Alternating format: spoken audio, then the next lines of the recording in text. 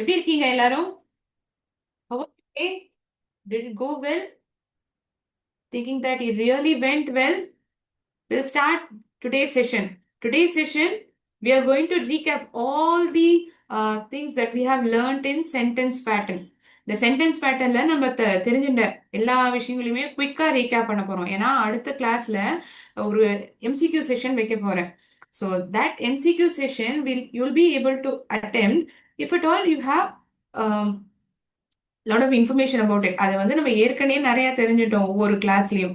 அது எல்லாமே சம்மரைஸ்டா இன்னைக்கு வந்து ஒரு கிளாஸ்ல நம்ம பார்த்துடலாம். சரியா?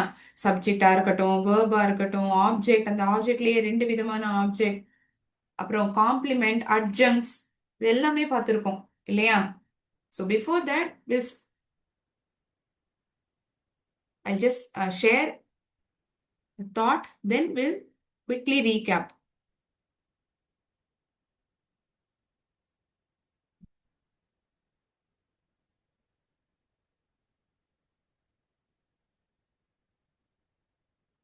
Consistency paired with self-discipline is crucial to achieving your goals and being successful.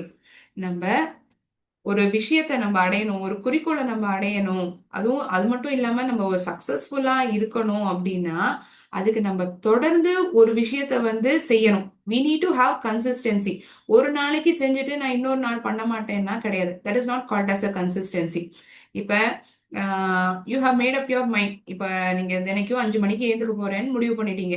ஒரு 2 நாள் எழுந்துக்கிறீங்க, 3வது நாள் வந்து கொஞ்சம் இன்னைக்கு ஒரு நாள் ஒரு 1/2 மணி நான் தூங்குறேன், அதுக்கப்புறம் நாளையில இருந்து நான் எழுந்துக்கிறேன் மறுபடியும் நான் 5 மணிக்கு, இப்படின்னு சொல்றது வந்து கன்சிஸ்டன்சி கிடையாது. கன்சிஸ்டன்சிங்கிறது தொடர்ந்து நீங்க ஒரு விஷயம் செய்ய ஆரம்பிக்கீங்கன்னா அதே மாதிரி அந்த வேலையை செய்யறது. It can be doing exercise. ஒரு நாளைக்கு எக்ஸசைஸ் செய்றீங்க, அடுத்த நாள் நான் பண்ணுவேங்கிற ஒரு எண்ணம் உங்களுக்குள்ள இருக்கு.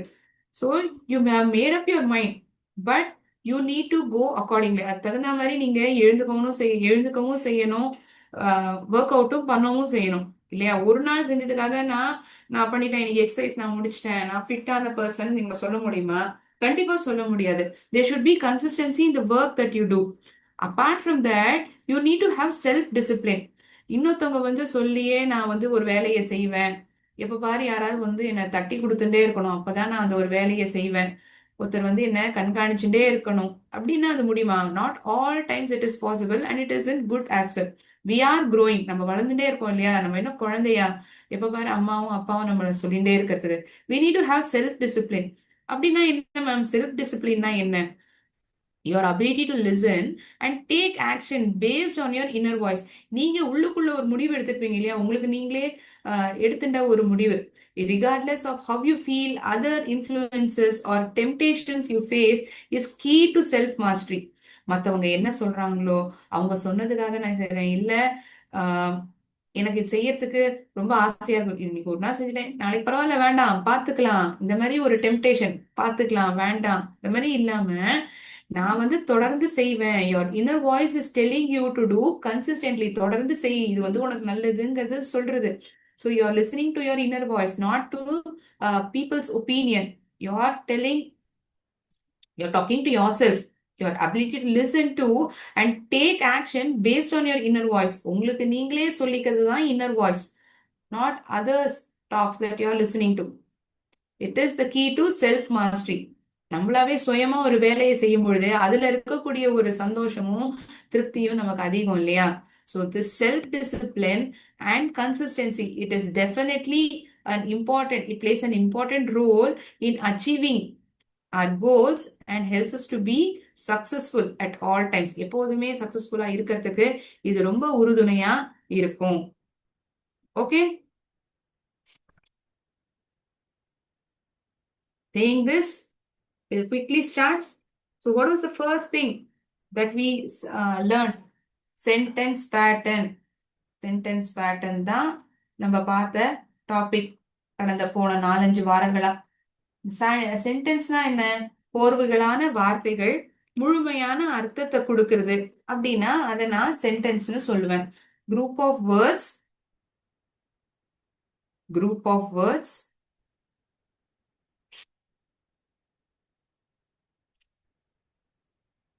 that gives கம்ப்ளீட் மீனிங், ஒரு முழுமையான அர்த்தத்தை கொடுக்கிறது அப்படின்னா அத சென்டென்ஸ்னு சொல்லுவோம். So we started with this இல்லையா? சென்டென்ஸ்னா என்ன அப்படின்றத முதல்ல பார்த்தோம். கோர்வைகளான வார்த்தைகள் அது ஒண்ணு சேரும் பொழுது நமக்கு ஒரு முழுமையான அர்த்தத்தை கொடுக்கிறது. ஸோ அதை தான் நம்ம சென்டென்ஸ் சொல்றோம். அது என்ன பேட்டர்ன்? இந்த பேட்டர்ன்ங்கிறது என்னெல்லாம் பார்த்தோம்? ஒண்ணு எஸ்விங்கிற பேட்டர்ன், எஸ்வி ஓங்கிறது ஒரு பேட்டர்ன், எஸ்வி டிஓஐஓங்கிற பேட்டர்ன். அப்படின்னா என்ன பேட்டர்ன் மேம்? ஏன் இதெல்லாம் நம்ம பார்த்தோம்? அந்த சென்டென்ஸ்ல வந்து சப்ஜெக்டும் வேர்பு மட்டும்தான் இருக்கா, இல்லாட்டி ஒரு பொருளும் இருக்கா? அந்த பொருளே வந்து இரண்டு விதமான பொருள். நேரடியாக ஒரு பொருளை பத்தியே சொல்லுவார். If it all it is talking about things we call it as direct object. ஒரு நபரை குறிச்சு சொல்றதுன்னா அதை இன்டைரக்ட் ஆப்ஜெக்ட்னு சொல்லுவோம். அப்புறம் subject verb complement, CV SVC அப்படின்னா என்னன்னு சொன்னேன்?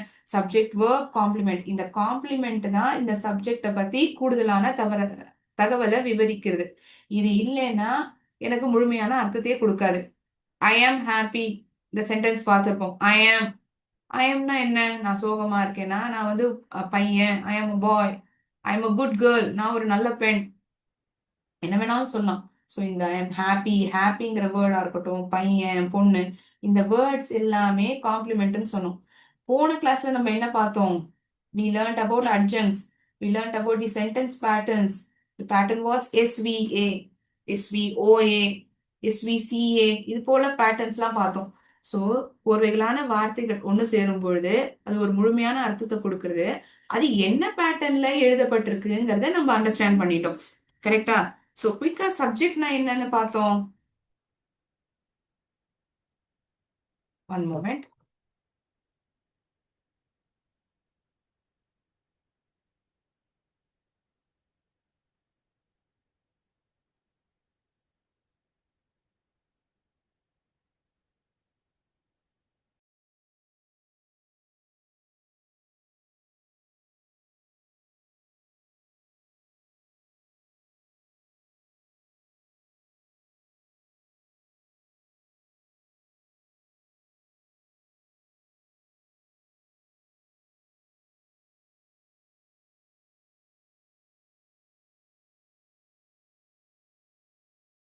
சப்ஜெக்ட்னா என்ன?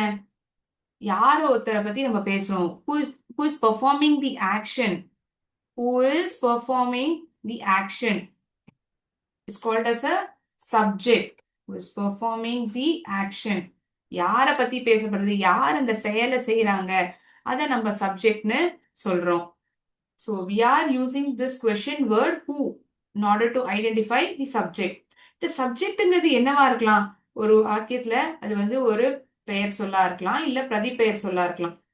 ஐ, we, you, he, she, it, they, இது போன்ற வார்த்தைகள் எல்லாம் ப்ரோனவுன்ஸ்னு சொல்றோம். I've written S over here. Pronouns it is. Nouns பெயர் சொல், நபர், இடம், பொருள், விலங்கு, பட்சி, இதை பத்தி எல்லாரும் சொல்றோம்னா. ஸோ இந்த சப்ஜெக்ட்ங்கிறது எங்க எழுதுவோம், எப்போ வருது? It comes before the verb. So இந்த beginning of the sentence itself we find this subject. So after this subject only we write verb. அதனாலதான் இது எங்க வருதுன்னு சொல்றாங்க? வேர்புக்கு முன்னாடி வருதுன்னு சொல்றாங்க. It comes before the verb. So ஒரு சிம்பிள் சென்டென்ஸ் பார்த்து புரிஞ்சிடலாமா? எது சப்ஜெக்ட்ங்கிறத ஐடென்டிஃபை பண்ணிடுறீங்களா? Ram place chess. ராம் வந்து செஸ் விளையாடுறான். இங்க யார் விளையாடுறா? என்ன விளையாடுறாங்கிறது முக்கியமா? யார் விளையாடுறாங்கிறது தெரிஞ்சுனாதான் சப்ஜெக்ட் என்னங்கிறத நான் கண்டுபிடிப்பேனா? யாரு விளையாடுறா? Who is playing, who plays chess. இப்ப நீங்க என்ன கேள்வி வார்த்தையை உபயோகிக்கிறீங்க? ஹூ, யாரு, யாரு விளையாடுறா அப்படின்னு தானே கேக்குறீங்க. So in order to identify a subject you use this question word who, யாருங்கிற கேள்வி வார்த்தையை பயன்படுத்துங்க. வேற ஏதாவது எக்ஸாம்பிள் சொல்ல முடியுமா? நான் நீஞ்சுறேன், I swim. So who swims? I. So இந்த இடத்துல ஒரு ப்ரோனவுனும், இந்த இடத்துல பார்த்தோம்னா ஒரு நபரினுடைய பெயர் ராம். ஸோ அதனால்தான் சப்ஜெக்டா வந்து நம்ம நவுன்ஸ் இல்லாட்டி ப்ரோனவுன்ஸை வந்து நம்ம பயன்படுத்துறோம் அப்படிங்கிறத புரிஞ்சுட்டோம். Correct? Subject means who is performing the action. யார் ஒருவர் அந்த செயலை செய்து கொண்டு இருக்கிறார்கள், யார் அந்த செயலை செய்யறா, அவ்வளவுதான். ஸோ கேள்வி வார்த்தையான ஹூவை நான் பயன்படுத்துவேன். அதை உபயோகிச்சேன்னா யார் அந்த வேலையை செய்யறாங்கிறத நான் கண்டுபிடிப்பேன். 2 சுலபமான உதாரணங்கள். நிறைய கேம்ஸ் நம்ம பார்த்தோம். அந்த வேர்ட் பால் ஆக்டிவிட்டி மூலியமா நம்ம சப்ஜெக்ட்னா என்ன, வேர்ப்னா என்னங்கிறத ஐடென்டிஃபை பண்ணியிருப்போம். ஸோ இந்த ஒரு சார்ட் உங்களுக்கு வந்து குவிக்கா ஐடென்டிஃபை பண்றதுக்கு உதவிகரமா இருந்திருக்கும் நான் நம்புறேன். Is it? Are you making note of it? ஒருவேளை நீங்க எழுதியிருந்தீங்கன்னா I just wait for a minute or less than a minute. Okay.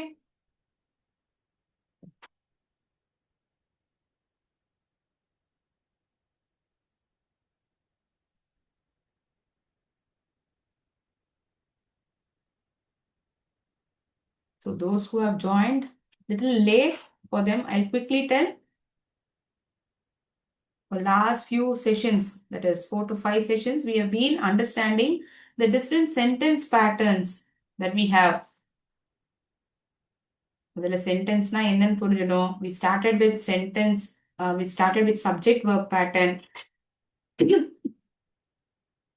And in that, the first one was subject. Subjectனா என்னங்கிறத நம்ம தெரிஞ்சிடும். First we learned about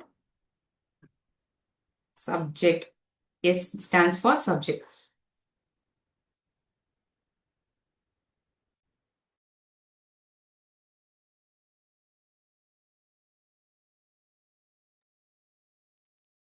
Okay, thinking that you have made note of it, we move on to the next one. அடுத்தபடியா இந்த sentence பேட்டர்ன்ல என்ன என்ன வேலை நடக்குது, என்ன வேலை செய்யறாங்க, அந்த நபர் என்ன செயலை செய்யறாங்க அப்படின்னா என்ன? we are talking about the verbs. verbsனா என்ன? ஒரு வினை சொல் இல்லாட்டி செயல் சொல்.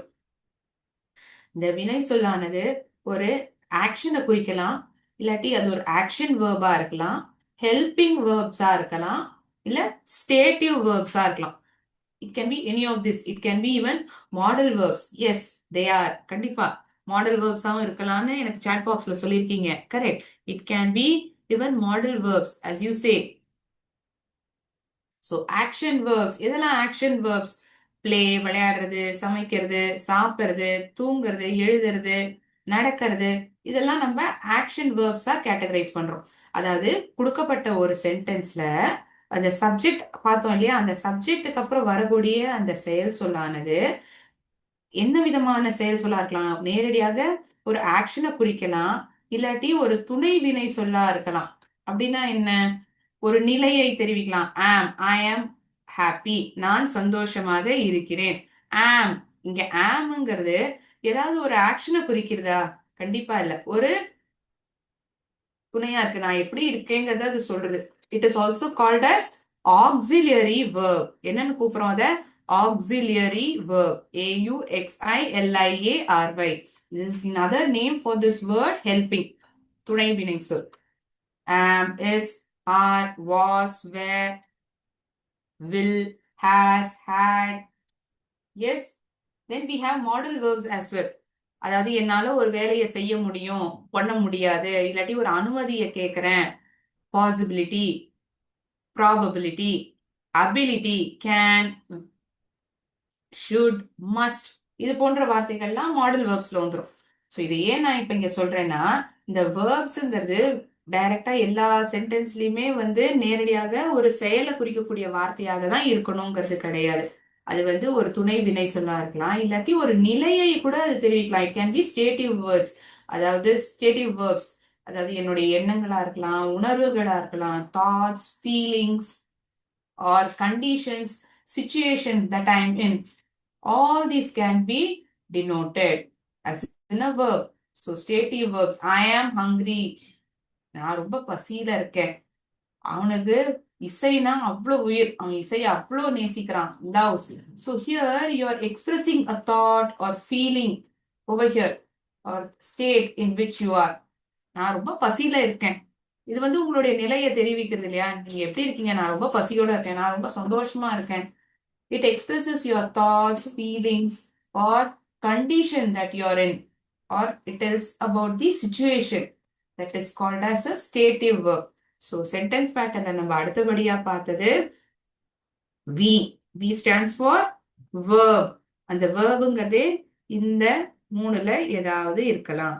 Not all sentences will have action verbs. They can have helping verbs. They can have state verbs. அவர்கள் பாடிக்கொண்டு இருக்கிறார்கள். They are singing. Are இங்க பார்த்தோம்னா ஆறுங்கிற வேர்ட் வந்து ஹெல்பிங் வேர்ப். பாடுறாங்க, பாடிட்டு இருக்காங்க. பாடுறதுங்கிறது ஒரு ஆக்ஷன் வேர்ப் ஆயிடுது. ஸோ இந்த சென்டென்ஸ்ல ரெண்டு விதமான செயல் சொல்லுமே இருக்கு இல்லையா? So you are able to understand what are the verbs in given sentence. இந்த சென்டென்ஸ்ல எதெல்லாம் வேர்ப்ஸா இருக்கு நீங்க ஐடென்டிஃபை பண்ணுங்க. நான் வந்து நல்லா படிப்பேன். I will study well. நான் ஒரு விஷயத்த நல்லா பண்ணுவேன். வில் என்னால ஒரு விஷயத்த செய்ய முடியும். Will. Yes, there is a modal verb as well. Study, action verb. So first we saw subject, next we saw verb. So SV patternல எப்படி இருக்கும் sentence? I ate. நான் சாப்பிட்டேன். நான் சாப்பிட்டேன். The child cries. குழந்தை அழுது. The child cries. So until now we have seen, we have recap. subjectனா என்ன, verbனா என்னங்கிறத recap பண்ணிட்டோம். அது ரெண்டுமே சேர்ந்து இருக்க மாதிரி இருக்கக்கூடிய வாக்கியங்கள். இந்த ரெண்டு எக்ஸாம்பிள எடுத்துக்கலாம். இல்லாட்டி நான் நிறைய எக்ஸாம்பிள்ஸ் இங்க இந்த ஆக்டிவிட்டியா காமிக்கிறதையும் சொல்லியிருந்திருப்பேன். You could have made note of that as well. So subject வேர்பை குயிக்கா ரீகேப் பண்ணிட்டோம். அடுத்தபடியா ஆப்ஜெக்ட்ங்கிறத ஒண்ணு நம்ம கத்துனோம் இல்லையா? ஆப்ஜெக்ட்னா என்ன பொருள்? அந்த செயலானது யார போய் சேர்றது? Object, it can be a noun or a pronoun that receives the action.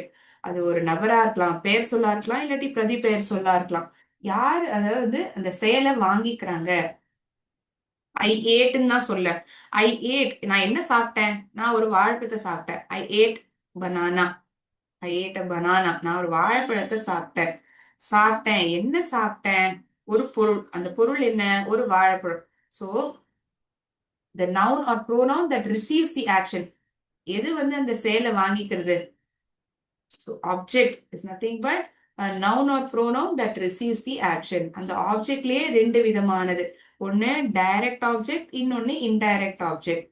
அது ஒரு பொருளாக இருக்கு அப்படின்னா நான் வாட்டுங்கிற கேள்வியை வந்து உபயோகிக்கிறேன். Direct object. I ate an apple அப்படின்னு சொன்னேன்னா ஐ ஏட் அ பனானா.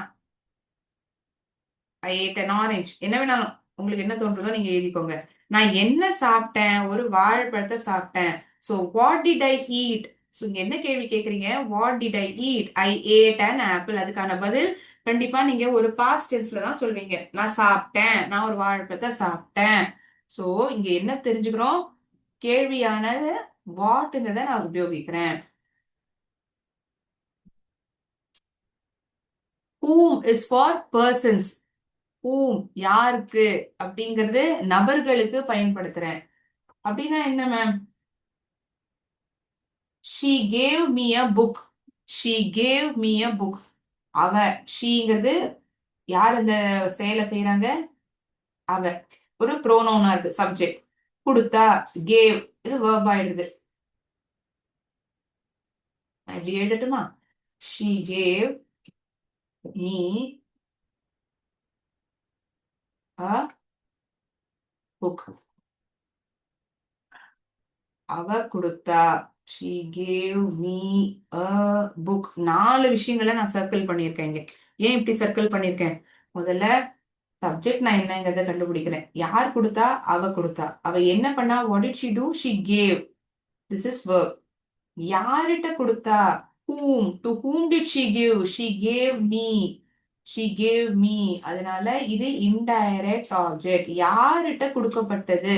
அதாவது யார் என்ன கொடுக்கப்பட்டது, யாருக்கு கொடுக்கப்பட்டது, இந்த ரெண்டு தகவலுமே இருக்குன்னா அப்ப நான் என்னன்னு சொல்றேன்? அதை இன்டைரக்ட் ஆப்ஜெக்ட்னு சொல்றேன். ஒருவேளை இந்த சென்டென்ஸ் she gave me அப்படின்னு சொல்றேன்னு வச்சுக்கோங்களேன், அவ என்ன கொடுத்தாங்கிற கேள்வி கண்டிப்பா உங்களுக்குள்ள எழுவும் இல்லையா? நான் அதுக்காக கிளியராகவே she gave me a bookன்னு சொல்லிட்டேன். மீங்கிறது இன்டைரக்ட் ஆப்ஜெக்ட். யாருக்கு? அதனாலதான் இங்க பாருங்க, whom it denotes for persons. indirect objects, it denotes to whom the action was received. அந்த செயலானது யாரை போய் சேர்ந்தது? ஒரு நபராக இருந்தா. என்ன வந்து கொடுக்குறா? என்ன கொடுக்குறா? ஒரு புத்தகத்தை கொடுக்குறா. நேரடியான ஒரு பொருள். It's an object. It's a thing.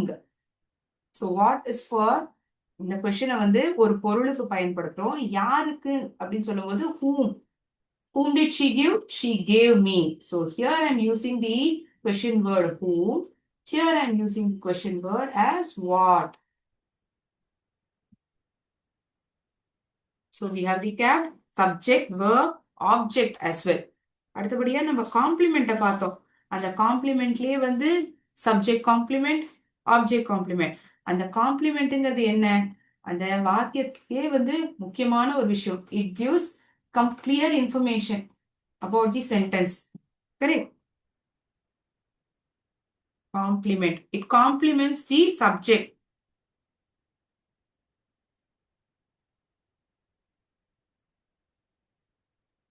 He is a scientist. அவன் என்னவா இருக்கான்? அவன் ஒரு விஞ்ஞானியா இருக்கான். He is a scientist. You can tell he is a doctor. என்ன வேணாலும் இருக்கலாம். Suppose I say a sentence like this. He is a வெறும்னே இவ்வளவுதான் இருக்குன்னு வச்சுக்கோங்களேன். அவன் என்னவா இருக்காங்கிற கேள்வி கேட்பீங்க. இந்த சயின்டிஸ்ட்ங்கிற வேர்டு இருந்தாதான் இது ஒரு முழுமையான அர்த்தத்தையே கொடுக்கும். So this is called as a compliment. It complements the subject. எதை காம்ப்ளிமெண்ட் பண்றது? சப்ஜெக்ட காம்ப்ளிமெண்ட் பண்றது. அவன் என்னவா இருக்காங்கிறத தெரிவிக்கிறது நமக்கு இல்லையா? Yes, you agree with me?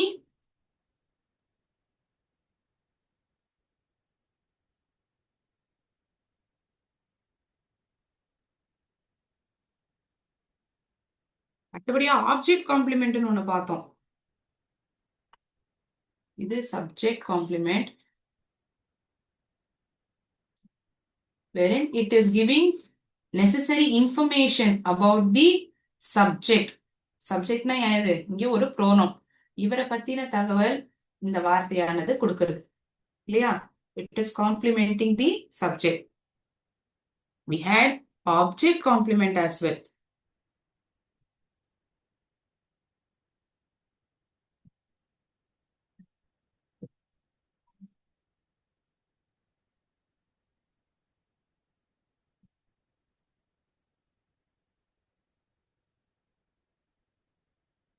They made her an engineer. அவங்க அவளை ஒரு இன்ஜினியரா ஆக்கினாங்க. அவளை என்னவா ஆக்கினாங்க? யார் ஆக்கினாங்கிறத கேள்வியை நம்ம இங்க கேட்க மாட்டோம். அவளை என்ன அவங்க செஞ்சாங்க? What did they make her as? They made her as an engineer. So this engineer is not complementing the subject. இந்த சப்ஜெக்ட பத்தி சொல்லல இங்க. இந்த ஆப்ஜெக்ட், இங்க ஆப்ஜெக்ட் வந்து ஒரு நபர். இட் இஸ் இங்க வந்து whomங்கிற கேள்வி தானே கேட்கிறோம். whomங்கிற கேள்வி யாரு கேட்போம்? ஒரு நபரா இருந்ததுன்னா தான் கேட்போம். So it is complementing the object. So that is the reason we are calling this as object complement. அதனாலதான் இந்த ஆப்ஜெக்ட் காம்ப்ளிமெண்ட்னு நம்ம சொல்றோங்கிறத புரிஞ்சுட்டு இருப்போம். ஸோ காம்ப்ளிமெண்ட் அந்த சென்டென்ஸ்ல இல்ல அப்படின்னா இந்த மாதிரியான வாக்கியங்களுக்கு அது ஒரு முழுமையான அர்த்தத்தையே கொடுக்காது. இந்த ஒரு பாதி சென்டென்ஸை வச்சு கூட நம்மளால புரிஞ்சுக்க முடியாது. ஐ ஏட் சொன்னேன். ஐ ஏட் நான் சாப்பிட்டேன். போதுமான அளவு தான். It is understandable. போதுமான அளவு அர்த்தத்தை கொடுக்கறது. ஆனா ஹீ இஸ் அந்த மாதிரி சென்டென்ஸை நான் படிச்சேன்னா அவன் என்னவா இருக்கான்? டாக்டரா இருக்கான், ஒரு மாணவனா இருக்கான், இல்ல ஒரு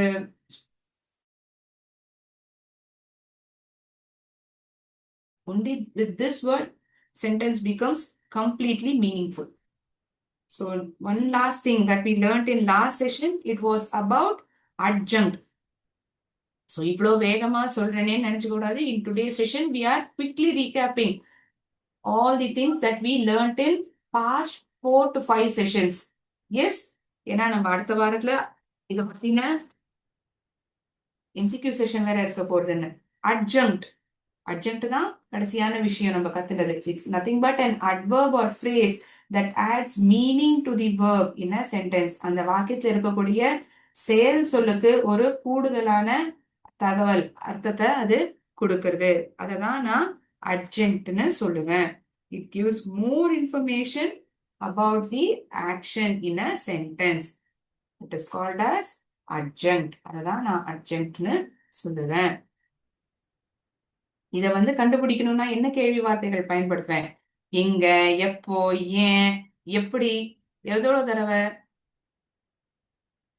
இது மாதிரியான கேள்வி வார்த்தைகளை நம்ம உபயோகிக்கிறோம்.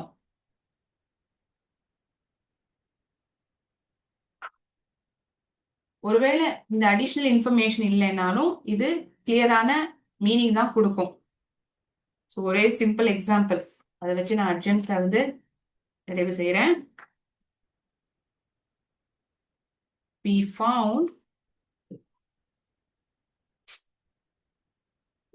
found the book interesting. We found the book. நாங்க புக்கை கண்டுபிடிச்சோம் அப்படின்னு புரிஞ்சுப்பீங்க. அந்த புத்தகம் எப்படி இருந்தது? How was the book? நீங்க இப்ப என்ன கேள்வி கேக்குறீங்க? அந்த புத்தகம் எப்படி இருந்தது அப்படின்னு தானே கேக்குறீங்க. The book was, we found the book interesting. So here, in order to get this answer, what is the question word that you are using? You are using the question word as how. எப்படி இருந்தது அந்த புத்தகம்? அந்த புத்தகம் எங்களுக்கு ரொம்ப சுவாரஸ்யமா இருந்தது.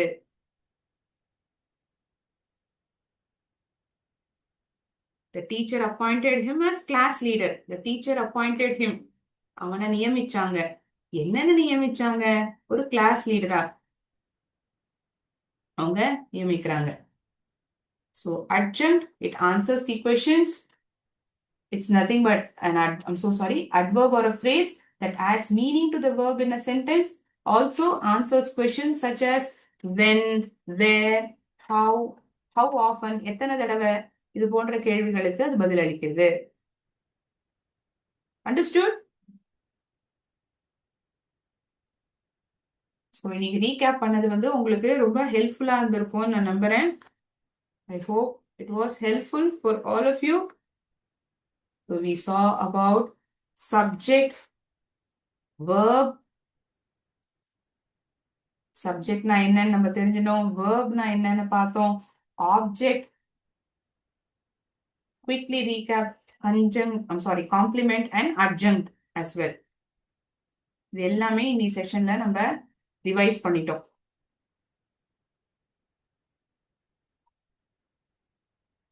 The videos are always available in the website. You can please refer it back. ஏதாவது சந்தேகம் இருந்தா நீங்க திருப்பி ரெஃபர் பண்ணி பார்க்கலாம். So I'll end the session over here for today's class. We'll meet again next week. நன்றி. வாழ்க பாரதம், வெல்க தமிழகம்.